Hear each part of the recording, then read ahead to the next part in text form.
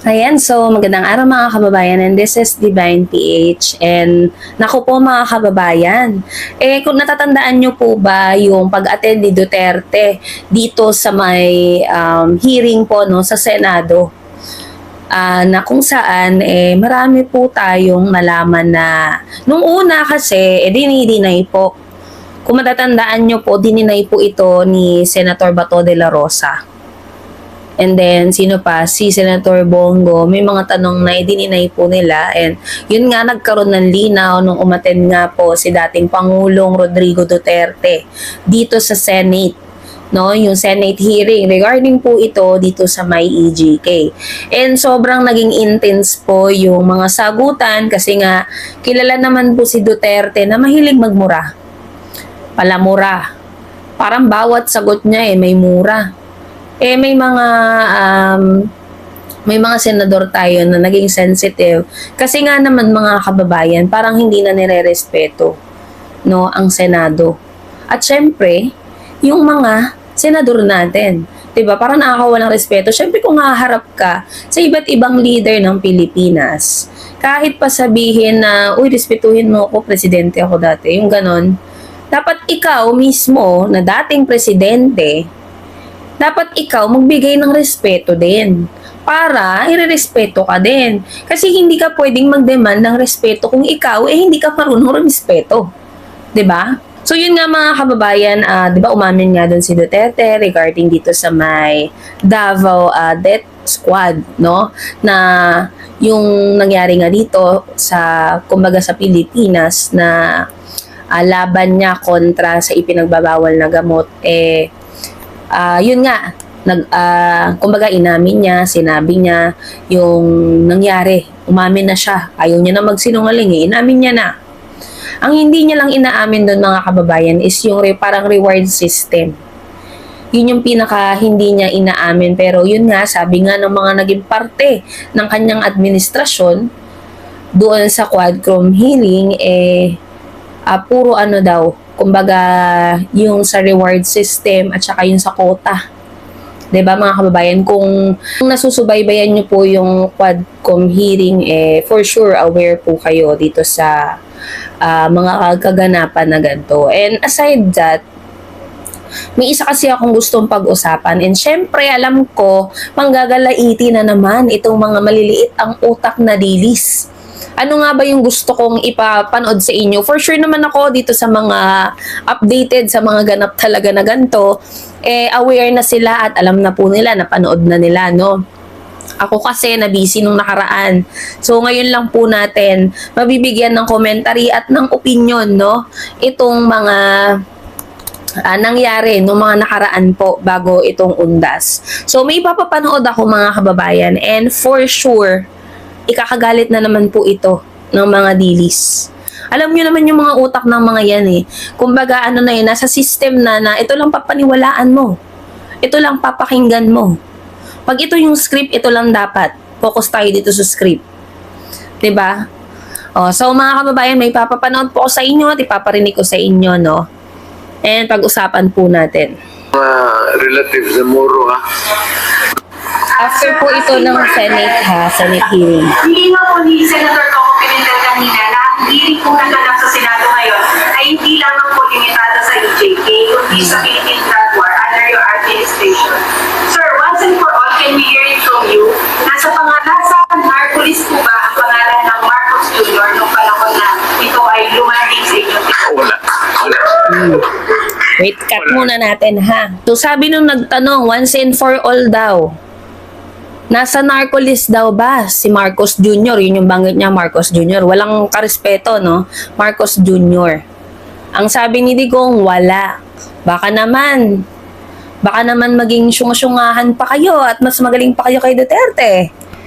Sa kanya na nanggaling. Tsaka mga kababayan, nung unang interview niya or press con niya, dito sa may prayer rally nila, no? Alam ko sa Davao yung kauna-unahan. Na yun, may tinanong din siya regarding nga dito. Even dun yung press con niya na naka-uploaded po dun sa page ng PDP, na tinanong siya kung yung pangalan ba ni BBM lumabas? Unang sagot niya, hindi, tas naging oo, tas naging hindi, tas naging oo, tas ngayon hindi na naman. Ito talaga, hindi daw, patuloy natin muna mga kababayan Prangka-prangkan. Hindi naman naulan. Hindi man masyado kami kilala niya. Kung nandyan yung pangalan niya, I wouldn't voice a lie in public. At saka kung nandun, I wouldn't force a lie in public. Ang dami nyo lang kasi nungalingan na pinagsasabi. Walang mga kababayan, nagsimula yan nitong confidential funds nga. Si PBBM, hindi yan masyadong nakikiano kasi nga focus yan sa pagtatrabaho. Nung na-question si Sara Duterte about sa confidential funds, doon nag-start mag-ingay yung tatay niya, yung nanay, yung mga kapatid niya. And then, yun na. Yung sinabi noon na wala daw sa listahan si BBM, biglang twist na naman na nasa listahan daw. And ito namang mga uto-utong DDS na to, ang bilis nila mauto. Sinakyan din nila yung pagiging dilulo ng mga poon nila. And ngayon, malapit na naman botohan eh. And nakakaramdam kasi sila na posible ma-impeach si Sara Duterte. Siyempre, pag na-impeach yan, di na yan makakatakbo, lalo na pag nag-guilty yan, di na yan makakatakbo sa kahit na anong government office or government position. Diba? Kumakambyo na naman itong mga Duterte. Sabi pa nga, natatawa nga ako doon sa sinabi ni Sara na kung gusto daw magkaayos, humingi daw ng sorry. Sino ka para humingi sa'yo ng sorry? Unang-unang sa lahat, ikaw yung nanloko sa mga Pilipino. Majority ng bumoto sa'yo, inabudol mo. Isa na ako doon. Tapos, naging DepEd secretary ka, wala ka man nang nagawa. Ngayon, mga kababayan, ang ganda na ng natin. Ang ganda ng pagtatrabaho. Kitang-kita mo talaga yung pagtatrabaho ni DepEd Sec Angara dyan sa Department of Education. Dahil hands-on and focus talaga siya. Diba? Ito si Sara Duterte, wala na nga accountability. Hilig pang gumamit ng confidential funds. Buti na lang talaga, nag-resign to. Kasi kawawa naman ang Department of Education pag nanatili siya dyan. At least, di ba, siya yung nakaramdam. Tuloy po natin yung kasinungalingan na naman ni Duterte na dahil magkakampanya na, kumakambyo na naman. No, alam naman natin yung ugali nila Sagad na sa buto yung kasamaan nitong mga to na lahat ng kasinungalingan sasabihin nila. 'Di ba? Tapos itong mga utu-utong dilis naman, go, sunod-sunuran. Mapapaniwala. Pakinggan po natin. Medyo mahaba pa to. yung pangalan niya, isasabi ko talaga, yung pangalan mo nandyan. If I name one, I name all. Binasa ko If I name one, I name all. Mga kababayan, naalala nyo rin ba yung interview na sabi niya maraming mayors din daw, blah blah blah, etc.